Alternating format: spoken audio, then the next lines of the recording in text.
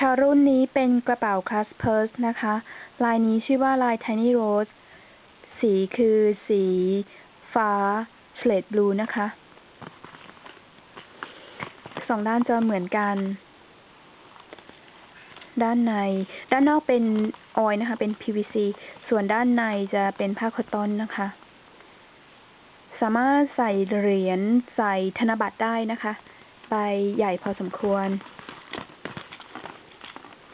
ถือแล้วประมาณนี้ค่ะ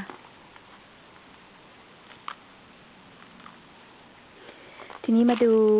ใบถัดไปใบนี้เป็นลายบาสสีเขียวนะคะ Canvas Green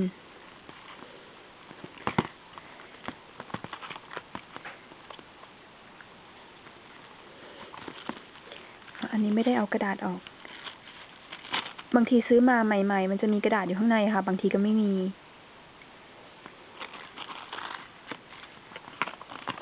ใบนี้ชื่อว่าลาย Spring Flowers นะคะสีชาโคล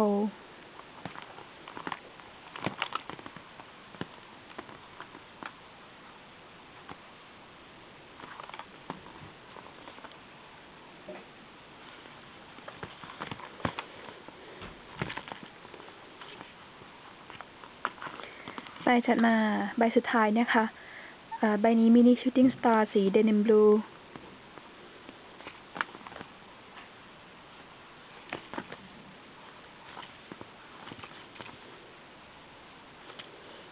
โอเคแค่นี้นะคะขอบคุณค่ะ